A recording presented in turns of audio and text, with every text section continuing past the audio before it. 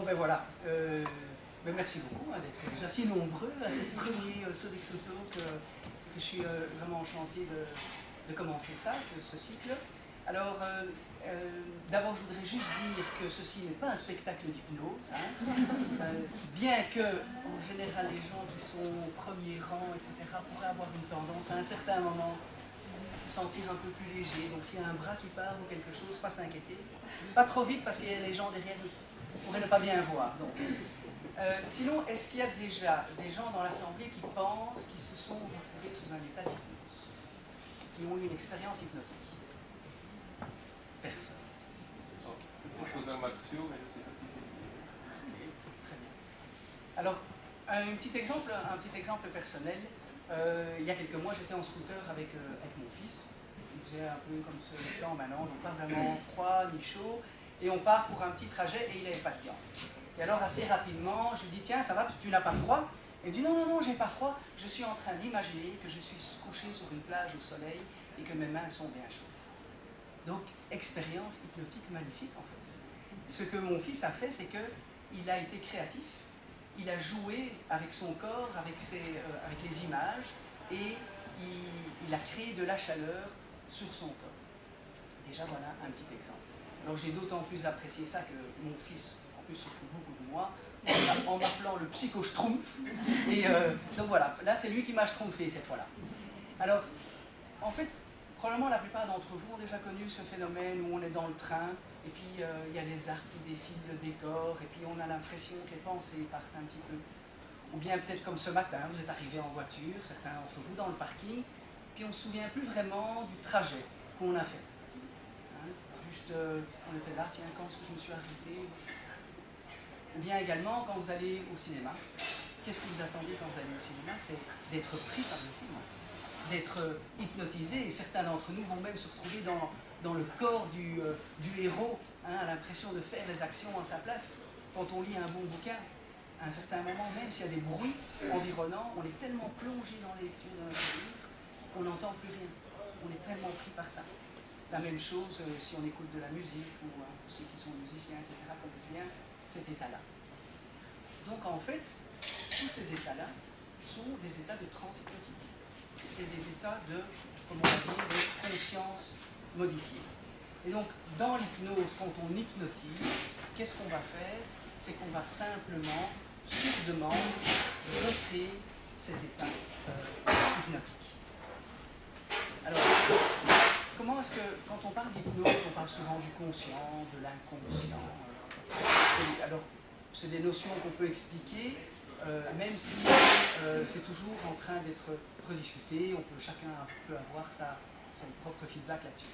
Alors, l'inconscient, on va dire que c'est ce qui régit en fait 90% de nos comportements. 90% de ce que l'on fait est régi par l'inconscient. Imaginez que vous allez dormir, par exemple, le soir, si vous deviez vous coucher et dire « il ne faut pas que j'oublie de respirer, parce que sinon demain, je ne vais jamais me réveiller », ce ne serait pas possible. Hein? Bien sûr, c'est l'inconscient qui va vous faire respirer. C'est l'inconscient qui va faire que maintenant vous êtes assis sur la chaise et que sans réfléchir, votre corps ne tombe pas de la chaise. Tout ça est géré par l'inconscient. Donc l'inconscient va gérer l'ensemble de nos fonctions automatiques. Et l'inconscient va aussi être responsable de l'ensemble de nos émotions. Hein. Ça peut être également responsable de choses qu'on ne contrôle pas, comme par exemple rougir quand on parle en public. Tout ça, ce sont des mécanismes totalement inconscients. Comment est-ce qu'il va fonctionner l'inconscient? C'est comme un gros disque dur. Et tous les apprentissages, tout ce que l'on fait, va venir se mémoriser dans ce disque dur. Donc par exemple, quand je suis petit, j'apprends à marcher. Au début, je dois vraiment réfléchir. Quand j'apprends à rouler en vélo, quand j'apprends à rouler en voiture, au début, je dois me concentrer. Accélérateur, pédale de frein, changement de vitesse. Et puis une fois que c'est automatique, eh bien, ça entre dans le mode de fonctionnement totalement inconscient. Et c'est pour ça que Milton Erickson, dont je vais vous parler un peu après, il disait que notre inconscient, c'est beaucoup plus de choses que vous ne savez, que vous ne savez. Donc l'inconscient, c'est vraiment un réservoir de tous nos apprentissages. Et tous ces apprentissages, donc, qui sont délégués à l'inconscient, à un moment, ils peuvent se retrouver un petit peu, on perd quelque part le contrôle de ce qu'on fait, parce que tout est devenu tellement inconscient. Quand on marche, quand on fait différentes choses, quand on vit certaines émotions, ça devient totalement inconscient. Et puis, à un moment dans notre vie, il peut arriver que certains automatismes créés et qui sont stockés par cet inconscient ne sont plus vraiment utiles. Par exemple, un enfant de 5 ans qui est à la mer, assis dans le sable, et tout d'un coup, il y a une énorme vague qui arrive, pouf, la tête dans l'eau, il a une émotion, il a peur, et ça crée peut-être une phobie.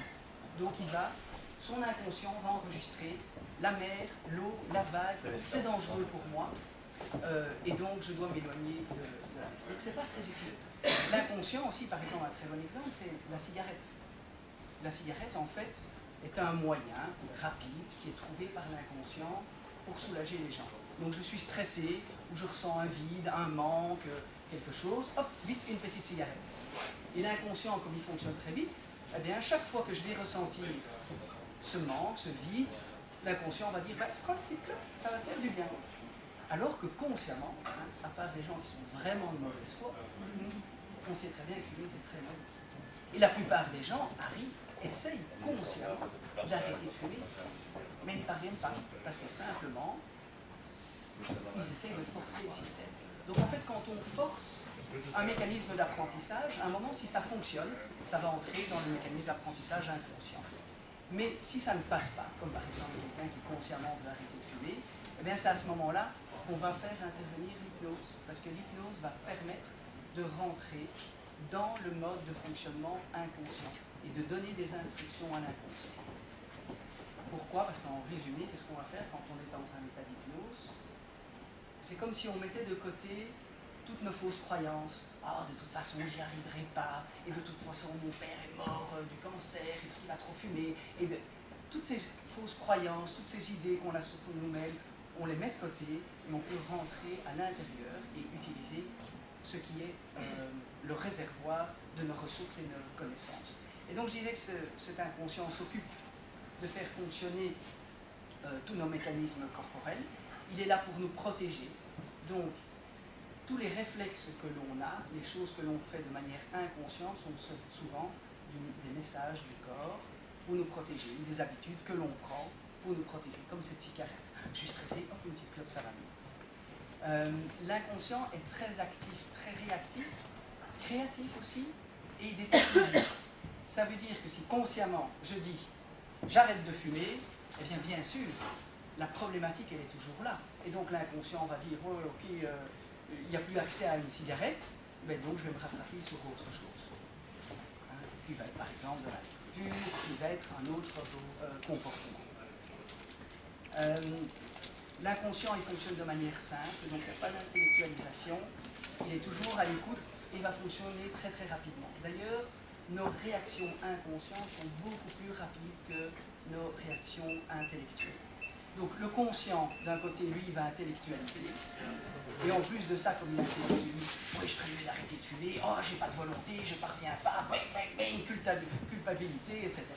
Tandis que le conscient, lui, ça va justement permettre cette présence accrue de l'inconscient, des ressources de l'inconscient, pour aller chercher, donner des instructions de comment est-ce que ce serait pour arrêter de fumer, comment est-ce que je me sentirais, etc. Alors, Milton Erickson, qu'est-ce qu'il disait, lui, de la transe hypnotique? Je vais vous le lire. Il dit « La transe est l'état dans lequel l'apprentissage et l'ouverture au changement peuvent se produire plus aisément. Elle ne relève pas d'un état de sommeil induit. Les patients ne sont pas sous l'influence du thérapeute, ni dépossédés de leur contrôle et placés sous la dépendance d'autrui. La transe, en réalité, est un état naturel que nous avons tous expérimenté. » Qui a déjà été en état de transe hypnotique? Personne n'a été en train et s'est senti les idées qui partent, et avoir la créativité, et se réveiller le matin et dire tiens, j'ai une idée, alors qu'en nous concentrant, il y a un peu plus de mains qui peuvent se lever. Alors, qui était Milton Erickson? Milton Erickson est surnommé un thérapeute hors du commun, ou le wizard, le magicien. C'est un Américain qui est né en 1901 dans le Nevada, et qui a vraiment donné les lettres de noblesse à l'hypnose. On utilisait déjà l'hypnose depuis 50, 60 ans, mais de manière un peu brusque et les gens s'en méfiaient. Et Erikson, il était orienté vers le changement. Donc lui, c'était pas le fait de, comme un freudien, de dire tiens, j'ai un boulet qui est accroché à mon pied, je vais aller voir quand on me l'a mis et faire demi-tour pendant quelques années, 3 fois par semaine, à se demander. La thérapie brève, c'est de dire il y a un boulet, il est là, il est accroché, qu'est-ce que je fais pour l'enlever maintenant, le plus rapidement possible. Donc il est orienté solution. Donc né en 1901, il avait beaucoup d'handicaps. Il était dyslexique, il était insensible aux rythmes musicaux et il était daltonien. C'est quelqu'un qui partait dans la vie avec quand même quelques désavantages. D'autant plus qu'après, il a eu à 17 ans une polio.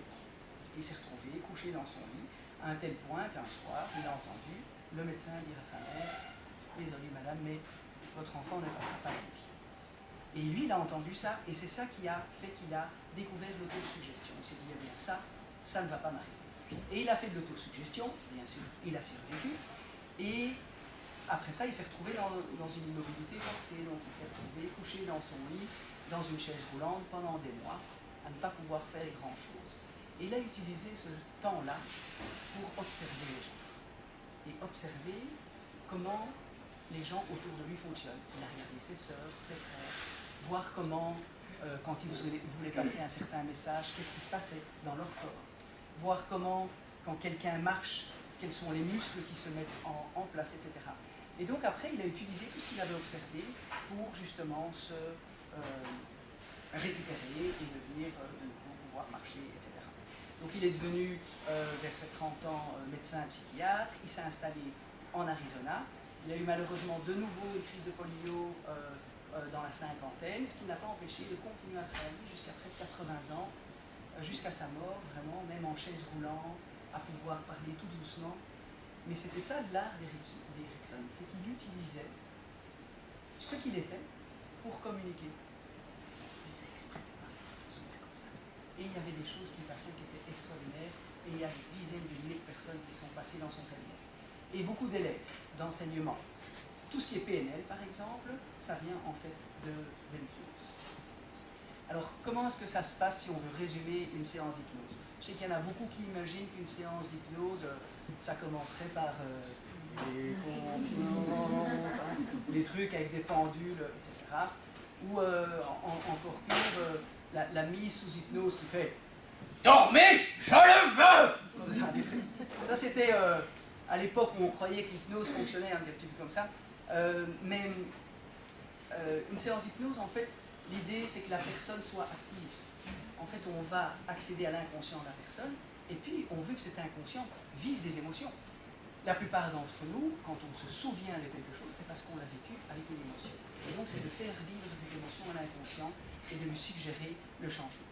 Donc quand on accueille un patient, on va déterminer avec lui son objectif. Qu'est-ce qu'il veut faire, qu'est-ce qu'il veut obtenir, etc. Et on va voir en quoi c'est important pour lui cet objectif. Ok, je veux arrêter de fumer, oui, mais pourquoi? Oui, ça sent mauvais, ou non, mais qu'est-ce qu'il y a vraiment derrière? Et en fait, peut-être la personne, ah oui, mais parce que mes enfants souhaiteraient. Ah, et pourquoi? Et en fait, qu'est-ce que ça va arriver? C'est, eh bien, si je fume, je ne vais pas mes petits-enfants grandir. Et là, on touche une valeur de la personne, on touche une émotion. Et c'est à ce moment, et c'est là-dessus qu'on va travailler avec la personne. On va lui faire visualiser, tiens, et après, quand tu auras arrêté de fumer, comment est-ce que tu vas te sentir? Qu'est-ce qui va se passer dans le corps? Qu'est-ce que tu pourras faire? Donc tout ça, on va jouer avec. On va travailler avec les ressources, les qualités de la personne.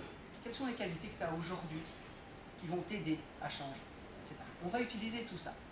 On va ensuite, donc ça fait partie quand même d'une grande partie de la séance. Et puis il y a ce qu'on appelle l'induction hypnotique. Et cette induction hypnotique, en fait, quelque part, elle commence dès le début de la séance. Il n'y a pas un moment, ok, je t'ai posé des questions, puis dès le début de la séance, il y a cette induction, donc la mise sous hypnose qui se fait. La grosse différence entre ce que je vous ai montré avant, dors, je le veux, c'est que Erikson, il a mis en place des inductions hypnotiques de manière indirecte. Donc un discours indirect, c'est faire faire quelque chose à quelqu'un sans qu'il en ait vraiment conscience. Bon, ici c'est un mauvais exemple parce que quand les fenêtres s'ouvrent, mais je pourrais, voilà, je dis tiens, est-ce que tu pourrais ouvrir la fenêtre s'il te plaît? Ça, je fais quelque chose de direct. Ou bien je pourrais faire, pas qu'il fait chaud ici? Très probablement quelqu'un va se lever et ouvrir la fenêtre. Donc ça, c'est la différence. Alors, Ericsson, comment est-ce qu'il s'est entraîné à ça? Quand il avait 18 ans, il a descendu une partie des États-Unis avec un canoë tout seul. Et fréquemment, il devait sortir ce canoë de l'eau, puis le remettre dans l'eau, il avait besoin de se faire aider. Et donc, il s'est entraîné à demander ce service aux gens, sans le faire de manière directe, mais de manière indirecte. Alors, quels sont les différents types de langage qui sont indirects? Si je vous dis, par exemple, surtout, ne pensez pas à un gros ballon rouge. Surtout, n'y pensez pas. Bah, qu'est-ce qui se passe? Chacun de nous a évidemment pensé à un grand ballon rouge. Donc, par exemple, l'inconscient ne connaît pas la négation. Et donc, quand on met sur les paquets de cigarettes, fumer, tue, etc., quand on fait l'inconscient, on va dire fumer, ou surtout quand on dit à quelqu'un, à un enfant qui part à un examen, ne sois pas stressé. Qu'est-ce que ça crée chez l'enfant? Évidemment, du stress. Donc, il y a cette négation, par exemple, qui est un type de mise en hypnose. Donc, quand on dit surtout n'entrez pas en transe maintenant, tout de suite, évidemment, ce que l'inconscient a enregistré, c'est la transe. Donc, quand on commence comme ça, c'est des petites techniques pour mettre sous hypnose. Alors, on va utiliser en hypnose ce qu'on appelle les phénomènes hypnotiques. Ce qui est très important, c'est que le corps ne ment jamais. Le corps, il répond toujours avant l'intellect. Un exemple très facile. Vous offrez un cadeau de Noël à quelqu'un de votre famille, vous donnez le cadeau, il l'ouvre, il le déballe, et puis il fait « Alors, t'es content, tu aimes bien ?»« Oui, oui, oui. » Le corps a parlé avant. Donc, ce qu'on va faire en hypnose, c'est vraiment observer ce qui se passe chez la personne. On va utiliser les phénomènes hypnotiques aussi pour faire parler le corps. Comme par exemple le signaling. Vous savez tous très bien que si vous rencontrez quelqu'un que vous aimez bien, que vous avez vu depuis longtemps, vous allez le ressentir à l'intérieur du corps. Ce sont des choses inconscientes qui ressortent. Eh bien, quand la personne est sous état d'hypnose, on va utiliser ça. Et on va lui dire, tiens, par exemple, utilise un doigt pour, quand je te pose une question inconsciente, pour dire oui, hop. Et pour une autre question, ou je ne sais pas, comme ça, ou peut-être. Et donc on va utiliser ça. Et ça va servir parce que non seulement la personne, même si elle a les yeux ouverts ou fermés, on n'a pas nécessairement les yeux fermés en état d'hypnose, elle va pouvoir voir qu'il se passe quelque chose. Elle va se dire, tiens, c'est bizarre. C'est vraiment mon intérieur, la partie inconsciente de moi, qui répond aux questions du thérapeute et ça permet d'évoluer dans la séance. On va utiliser également des choses comme des lévitations de mains. On va utiliser aussi pour suggérer à l'inconscient que le travail est en train de se faire. Par exemple, au fur et à mesure où cette main se rapproche de ta tête, la confiance en toi est en train de s'installer. Blablabla, comme ça. Et la personne ressent alors évidemment qu'au fur et à mesure, et au moment où elle touche sa tête, on peut lui suggérer alors qu'elle a cet état de confiance qu'elle désirait, qu'elle nous avait exprimé. Alors, on va utiliser aussi en hypnose, très important, les ancrages. Moi, par exemple, parfois je vais dans certains endroits et il y a une odeur très typique que je retrouve qui est la même odeur que dans l'appartement de mes grands-parents. Mes grands-parents sont décédés il y a 30 ans. Mais immédiatement, quand j'ai cette odeur, je fais « j'ai l'image de l'appartement de mes grands-parents. Je vois ma grand-mère, je vois mon grand-père, et j'ai à l'intérieur de moi tout le ressenti du plaisir et de l'amour de mes grands-parents. Et ça, c'est vraiment ce qu'on appelle un ancrage. C'est comme un joueur de tennis, par exemple, qui, quand il a besoin de concentration, il va tenir sa raquette d'une certaine façon. Il ancre ça, et ça lui donne confiance, et il sait qu'il va mieux jouer. Donc l'ancrage, c'est vraiment associer un stimulus, alors ça peut être une odeur, une image, un ressenti, à un sentiment, à un état d'esprit, à une émotion. Et donc on va utiliser ça pour ancrer. Donc je pourrais très bien dire, tiens, comme le jour de tennis, quand je veux ressentir de la force, je mets ma main comme ça. Quand je veux ressentir un état de sommeil, eh bien j'ai ma main qui est comme ça. Donc on va utiliser tous ces phénomènes d'ancrage que vous utilisez aujourd'hui dans la vie de tous les jours, sans même le savoir. Donc en fait, vous créez déjà vous-même, souvent, régulièrement, de l'auto-hypnose. Alors, en conclusion, qu'est-ce que je pourrais dire sur l'hypnose? j'ai le conscient qui dirige 10% de mes capacités, de mes ressources, et j'ai l'inconscient qui utilise 90% de ces ressources et de mes capacités. Eh bien, l'idée c'est d'utiliser l'état hypnotique pour avoir accès à cet inconscient et utiliser véritablement les ressources qui vont m'aider à aller vers le changement. En hypnose, on peut travailler. Alors, je voudrais juste aussi démystifier le fait que l'hypnose, c'est pas quelqu'un qui est couché avec une petite musique, une bonne couverture et qu'on l'emmène vers quelque part. Hein. Moi, je fais beaucoup des séances d'hypnose où les gens sont debout, sont en mouvement, parce que c'est actif. Au moment où, sous hypnose, ils vont faire un pas vers l'avant, eh bien, ce pas, ce sera comme Neil Armstrong sur la Lune. C'est un pas qui fait vraiment une différence pour lui. Hein. Donc, l'accompagnement hypnotique thérapeutique avec un thérapeute en hypnose, ça aide la personne à se poser les bonnes questions, à oser aller vers des questions qu'elle ne se serait pas posées si elle est toute seule, donc ça aide. Mais il y a également, bien sûr, et c'est très intéressant, c'est l'auto-hypnose. Et donc c'est vraiment de se mettre dans un état d'hypnose et puis de commencer à discuter à son inconscient ou de suggérer des choses à son inconscient. Tiens, c'est comme moi j'avais un de mes collègues qui me dit oui, il y a un homme d'affaires qui est venu et il a dit ouais, moi votre truc d'hypnose, j'y crois pas, c'est quoi ce truc-là et puis dans la conversation, il explique d'ailleurs moi je suis débordé, le soir quand je me couche, je désigne plusieurs copies de moi-même à qui je leur donne des tâches et le lendemain quand je me réveille, j'ai la solution. Donc ce type qui dit je ne crois pas à l'hypnose, en fait, a simplement créé de l'auto-hypnose tous les soirs en s'endormant pour se réveiller le matin avec les bonnes idées. Voilà, on pourra en dire beaucoup plus sur l'hypnose. Hein. Je vous remercie pour votre attention. Je vois que ça va, ta main n'est pas trop haute, mais il y a peut-être des mains qui vont se lever pour poser des questions. Voilà. Merci.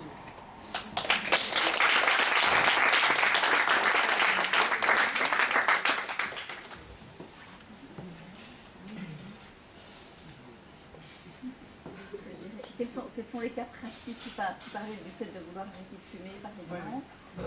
Quels sont d'autres cas pratiques dans lesquels l'hypnose... Alors l'hypnose va vraiment aider à tout ce qui est changement. Donc ça peut être ou passer des étapes. Donc ça peut être, par exemple, quelqu'un qui n'a pas confiance en soi, qui a des problèmes de mémoire. Le changement, par exemple, lors d'un deuil. Alors un deuil, ça peut être je change de boulot. Il y a quelqu'un qui est décédé dans ma famille. Hein, mon partenaire me quitte. Donc tout ça va pouvoir être travaillé avec l'hypnose. Vraiment, tout ce qui nous demande d'accéder à des ressources qu'on a à l'intérieur de nous pour pouvoir agir et bouger. Donc vraiment, les phobies, bien sûr, peur de l'eau, peur des araignées, peur de parler en public, toutes ces choses-là. Ça va être utilisé, comme tu le disais juste avant, par des gens qui ont besoin, comme un navigateur, hein, ou Bertrand Piccard dans son avion, pour avoir des phases d'endormissement très courtes et garder de la vigilance pour d'autres choses. Un pilote de Formule 1, quand il rentre dans sa voiture, se met sous état d'hypnose. Les pilotes d'avion également, là, surtout les avions de chasse, etc., sont quelque part dans cet état-là. Milton Erickson mettait, en cas de mauvais temps, il mettait son chauffeur en état d'hypnose pour qu'il garde bien le cap sur la route. Donc voilà, donc vraiment l'hypnose peut être accompagnée pour tout ce qu'on peut imaginer de j'ai envie de changer, j'ai envie que les choses soient différentes et je vois que je n'y arrive pas. J'ai ma meilleure amie qui me dit tu veux maigrir, mais il suffit que tu manges ça, ça, ça et que tu arrêtes ça, ça, ça et ça ne fonctionne pas. Pourquoi? Quelle est la peur derrière? Quelle est la valeur que je recherche? Tout ça, on va creuser avec la personne, lui faire visualiser et puis utiliser la partie qui est la plus pure d'elle, enlever toutes les fausses croyances qu'elle a. Ma mère était grosse et de toute façon, j'y arriverai pas. Hop, et travailler le changement. Donc tout. On a souvent entendu parler par votre publicité qui est possible d'assimiler des langues étrangères. Oui, oui, tout à fait. Oui, oui, oui. Mais c'est-à-dire que c'est de se mettre dans un état qui permet une meilleure mémorisation, qui permet de donner, par exemple, en fait, l'inconscient retient presque toutes les choses que l'on vit. Et donc, si on a lu un texte ou qu'on a appris quelque chose dans une langue étrangère, après, c'est l'idée de dire à l'inconscient, mais je te fais confiance pour le restituer à mon conscient. plutôt que de se dire je ne vais jamais retenir ce texte, je ne vais jamais retenir cette traduction. Donc effectivement, l'hypnose peut être utilisée pour ça, pour apprendre une langue, apprendre un instrument. Tout à fait. Donc, j'ai vu un reportage qui m'a vraiment, ça m'a laissé perplexe. Les opérations, ouais. le nom qui se passe aux hypnoses, je trouve ça, c'est quand même, si la personne se réveille de son état d'hypnose, se retrouve quand même avec alors moi je ne l'ai jamais fait personnellement, j'ai pas le droit de le faire parce qu'il faut être médecin pour pouvoir faire ça. Effectivement, il y a de plus en plus d'opérations qui se font en état d'hypnose, et donc c'est bien la preuve qu'en fait on emmène la personne dans un autre univers, et pendant ce temps-là, on peut très bien, quand je parlais de travailler sur le corps, d'avoir une catalepsie, d'avoir une lévitation, etc., et bien là c'est simplement d'avoir une partie du corps qui est endormie, qui n'est pas en souffrance, etc.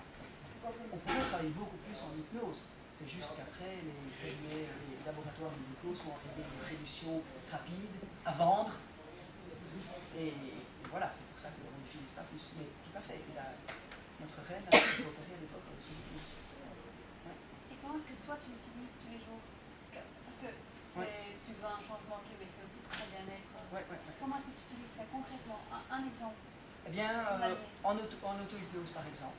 Donc par exemple, si je me pose des questions par rapport à des choix ou des choses que je veux faire, eh bien je peux me mettre très facilement dans un état d'auto-hypnose et attendre les réponses. Et donc je me pose les questions les plus vaches possibles et je vais voir comment mon corps réagit. Et donc, est-ce que c'est oui ou est-ce que c'est non? Sur des problématiques qui sont personnelles. Non, mais par exemple, tu te dis, je voudrais changer de boulot, par exemple, j'en sais rien, est-ce que je veux faire ça ou ça, et tu fais...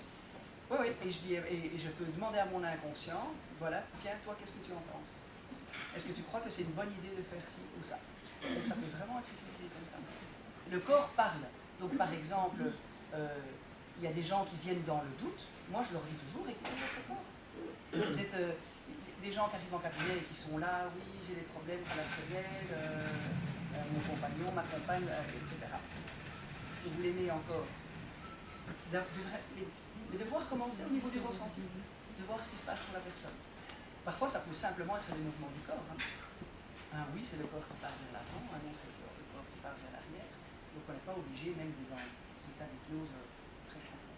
Mais, et donc, effectivement, ça peut être utilisé pour se mettre dans des conditions, pour préparer des choses. L'idée de l'hypnose, et ça qui est un peu génial, si on travaille souvent avec, c'est de dire, tiens, aujourd'hui je vais faire une partie de tennis, qu'est-ce que j'ai besoin? J'ai besoin d'être en forme, j'ai besoin de ci et ça. Et quelque part, là, je mets mon costume, je suis un grand joueur de tennis. Et puis après, je dois aller face à un client et être très sérieux, eh bien je mets mon costume cravate, et tout ce qui va avec, toutes les émotions, toutes les capacités. Et c'est simplement de le demander.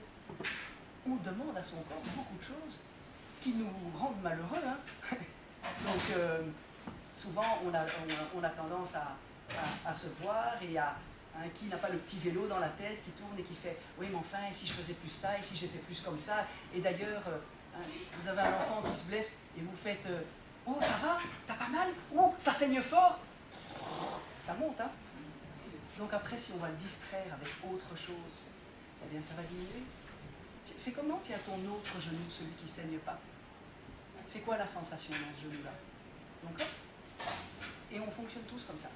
Donc on a tous cette capacité à focaliser notre attention sur quelque chose. Et malheureusement, on le fait bien trop souvent sur quelque chose qui n'est pas bénéfique pour nous, qui est négatif. Et donc simplement l'idée de le mettre, le poser sur quelque chose de positif pour nous, des changements réels. Il ne peut pas faire ça tout seul, il doit accompagner, parce que tout le monde aurait la solution à ce problème. Comment est-ce qu'on peut arriver alors à trouver les réponses dans son inconscient? Comment y arriver? Alors, il est sûr que c'est toujours mieux au début de travailler avec quelqu'un. Et puis après ça, c'est comme un apprentissage. C'est comme les gens qui ont fait j'entendais là, des formations en méditation. Au début, c'est bien de faire en groupe, d'être guidé, Et puis après ça, on peut le faire seul. En hypnose, c'est la même chose. On fait peut-être quelques séances avec un thérapeute, et puis après on fait quelques séances avec un CD d'accompagnement, et puis après ça devient très très facile. Moi, en parfois même quelques dizaines de secondes, je peux entrer dans un état d'hypnose. Simplement en imaginant des choses, en faisant des trucs que j'ai appris et que j'apprends après se retrouver vite en état d'hypnose. Je dis allez, voilà ce que je veux obtenir. Je sens bien au début, c'est génial. C'est de l'atelier. Oui, alors, tout le monde peut se mettre en état d'auto-hypnose, tout le monde connaît régulièrement des états hypnotiques, et tout le monde peut, en utilisant des techniques, mettre les gens en état d'hypnose. Ça demande certaines qualités. La qualité, par exemple, c'est l'écoute, l'observation, avoir de la créativité, du lâcher prise. C'est ça qui va faire la différence entre quelqu'un, Freud par exemple, c'est ça qu'il a arrêté l'hypnose, il s'est formé, il a fait un peu de cours avec Milton Erickson, puis il a laissé tomber parce que lui, il était tellement dans son mental. Donc, mais tout le monde peut y arriver, bien sûr. Et quand tu parles de hypnose, ça veut dire que ton émotion parle avec ton émotion. Ouais. C'est-à-dire qu'il y a les deux acteurs qui sont en dans le même temps. Tout à fait, exactement. Donc ça c'est très important, c'est qu'on a toujours, c'est comme si je suis au cinéma et que je suis hypnotisé par le film. Et à la limite, j'entends plus mes voisins, il y a plein de choses que j'entends plus. Et si tout d'un coup il y a le feu dans la salle, il y a mon conscient qui va me rappeler, et oh, dégage quoi, fais attention, il y a le feu. Donc il y a toujours ce lien entre le conscient et l'inconscient. Et donc le conscient, dans notre mental, on peut donner des instructions et puis voir ce qui se passe. Mais se laisser toujours ouvert. Je veux dire, moi, fréquemment, avec les patients, je laisse simplement la créativité de l'inconscient se mettre en place. Je dis voilà, je te fais confiance, inconscient, pour mettre en place tout ce qui est nécessaire à obtenir, blablabla, ce que le patient a demandé. Et je demande à l'inconscient, est-ce que c'est OK pour toi de mettre ça en place? Okay. Et quand tu auras terminé de mettre en place tout ce qui est utile à cette personne, je voudrais bien que tu me fasses un signe. Clac, OK. Et puis après, je renforce en parlant d'apprentissage, etc. Le fameux présentateur, hypnotiseur canadien, là, Mesmer. Alors, c'est pas du tout du bullshit. Alors, comment est-ce que lui travaille? Donc, d'abord, il fait de l'hypnose qui est plutôt de l'hypnose directe. Donc, c'est d'or, je le veux. C'est très adroit parce que, en fait, rien que le fait d'aller acheter le ticket, je suis déjà en train de me dire, le mec, c'est une star, donc ça marche. C'est un début d'hypnose. Quand j'arrive dans la salle, parce que moi j'étais à un spectacle, il y a des écrans à droite, à gauche, avec Mesmer, il a hypnotisé 30 000 personnes, il a fait ci, il a fait ça. C'est le début de l'induction hypnotique, en fait. On est déjà en train de faire passer un message que, si on te dit, tu vas aller voir quelqu'un, c'est ton nouveau boss, et c'est vraiment un connard. Mais t'arrives avec l'idée que c'est un connard. Si on te dit c'est un mec génial, tu vas arriver. C'est la même chose. Donc là, les gens arrivent, le gars est un génie, on l'a vu à la TV, on l'a entendu parler. Et puis après ça, il fait faire 2-3 exercices aux gens. Il repère les gens qui sont les plus sensibles. Il y a 30% de la population qui est plus réceptive, donc qui va être extrêmement rapide à tomber en état d'hypnose. Il va prendre ces gens-là, il refait une série d'exercices, et puis après il travaille avec eux. Et alors l'inconscient va toujours leur laisser faire à ces gens-là ce qu'ils ont permis. Donc, parce que c'est vrai que Mesmer leur fait faire des choses parfois idiotes, et les gens le font quand même, mais c'est parce qu'ils ont... Elles sont déjà ouvertes. À partir du moment où tu Exactement. vas voir le spectacle, Exactement. Alors, de nouveau, l'hypnose, c'est comme tout outil. Si j'ai un couteau, je peux décider de poignarder quelqu'un avec, ou je peux décider de faire des tartines. Donc, on n'a pas besoin d'être en hypnose, mais un thérapeute ou quelqu'un de malveillant pourrait très bien faire croire à quelqu'un certaines choses, pas de la manipulation, etc. Donc, oui, l'hypnose est de la manipulation. Mais tout ce que l'on fait est de la manipulation. Un professeur qui apprend à un élève à écrire, c'est de la manipulation. Tout est manipulation. Le tout, c'est de l'utiliser de manière bienveillante. Et c'est là que ce qui est soignant, c'est la relation entre le thérapeute et son patient. C'est vraiment ça qui fait que... Et à la limite, peu importe la technique.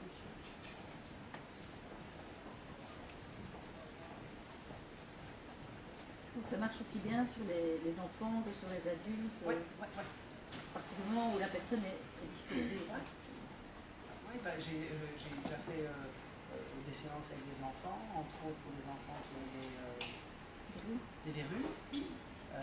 Bien simplement, là, c'est la discussion avec l'enfant, de dire tiens, t'as vu, etc. Et comment est-ce que tu imaginerais si elle est partie? Comment ça se passerait? Ah, j'imagine un petit bonhomme vert qui vient, qui fait clac-clac, et ci et ça.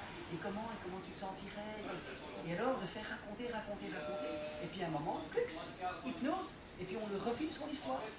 T'as tous les petits bonshommes qui sont en train de venir gratter ta verrue, qui font ci, font ça. 2-3 semaines après, plus de verrue. Bon, alors parfois ça fait plusieurs séances, parfois ça fait une séance, ça dépend. Et les enfants, c'est d'autant plus chouette qu'ils sont dans l'imaginaire, c'est génial. Hein. Ou rien que leur faire dessiner un dessin sur ce qu'ils voudraient avoir. Moi, j'avais un enfant, par exemple, qui avait une peur dingue du feu. Eh bien, dans le cours de la séance, je lui ai fait dessiner un pompier, on a fait des petits trucs un peu en hypnose, et puis il a mis ce dessin. Ça a été terminé. Donc, utilisons notre imaginaire à changer vers là où on a envie d'aller. Et pas utiliser notre imaginaire à faire tourner le petit vélo, je suis nul, j'y arriverai jamais. C'est juste ça. Et on a le temps d'avoir.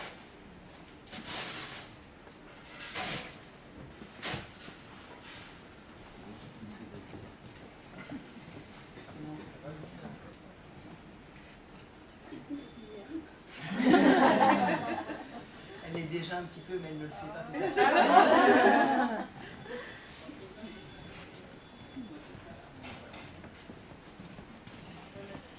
Voilà, j'en prie.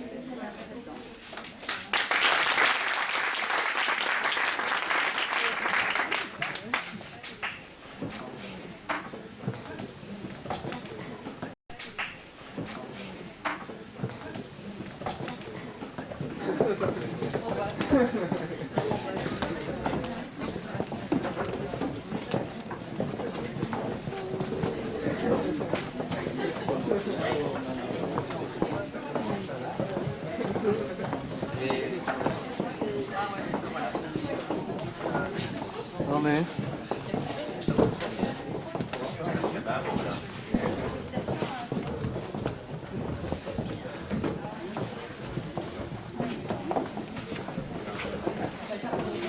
On a un centre de préparation pour connecter mais en Belgique. C'était impressionnant. Hein.